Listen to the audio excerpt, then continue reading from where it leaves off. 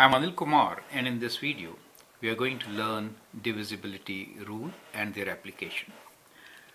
This is a very important application. You will need it for factoring and for prime factorization, and also to identify whether the given numbers are prime or composite. So the question here is, apply the divisibility rule to complete the table. So that's the table which we're talking about. Let me give it a tabular form. Let's say, so this is the table we're talking about. These are the numbers. We need to check whether these numbers are divisible by 2, 5, 10 or 3 or not, right? So that is what we need to check. So that's the table which you need to complete, right? So that's the table you need to work on. Now for your reference, we have given divisibility rules here. Divisibility rules are: numbers ending with 0 or 5 are divisible by 5. Numbers ending with 0 are divisible by 10. Even numbers are divisible by 2 if sum of digits in a number is divisible by 3, then the number itself is divisible by 3. Now let us first understand these rules one by one. The very first one is numbers ending with 0 or 5 are divisible by 5. Example, 5, you could have 25, 30, 35, 40 and so on, or maybe 1025, 1060. I mean, this is even a bigger number.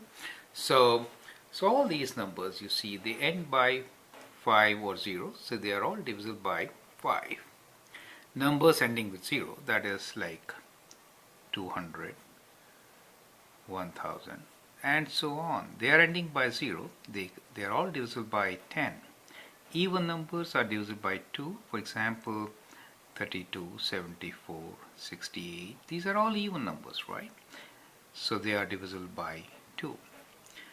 If sum of digits in a number is divisible by 3, then the number itself is divisible by 3. Example, if I write 81, now if you add 8 and 1, what do you get? That is to say, 8 plus 1 equals to 9, and you can divide 9 by 3, and therefore 81 is divisible by 3. Do you see that? So we could do 81 divided by 3. So 3 times 2 is 6, you get 21. 3 times 7 is 21, remainder is 0. So 81 is divisible by 3. You applied the rule, 8 plus 1 is 9. Since 9 is divisible by 3, 81 is also divisible by 3. Now apply this set of rules and check for these given numbers. Are they divisible by 2, 5, 10 or 3, right? So you can fill up this table. For example, 20. 20, since it ends with 0, it can be divided by 5 and 10, so that is correct. 20 is an even number, so it can be divided by 2, that is also correct. If I add 2 and 0, I get 2. 2 cannot be divided by 3, so it is not divisible by 3, right? So that is how you would actually complete the table. Now you can pause the video, complete the table and check with my solution. Okay, let's continue. 35. 35 cannot be divided by 2 since it is not an even number, so that is not divisible. By 5, yes, it ends in 5, so it's divisible by 5, so that is correct. By 10, no, it does not end with 0. 3.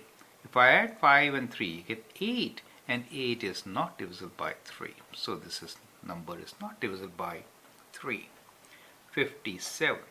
57 is not an even number, so it's not divisible by 2. It does not end by 5 or 0, so it cannot be divided by 5. It does not end in 0, so it cannot be divided by 10. How about 3? 5 plus 7, if I add 5 and 7, I get 12. You can divide 12 by 3, so it works, right? Now you can actually divide and check also. 69.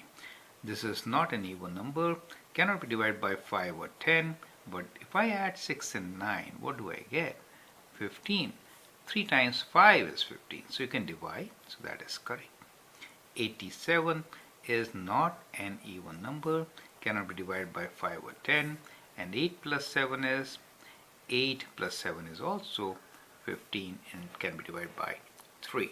So that is how you can apply the divisibility rule and get the results.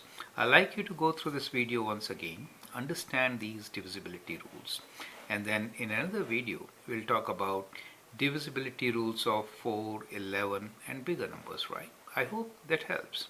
Thank you and all the best.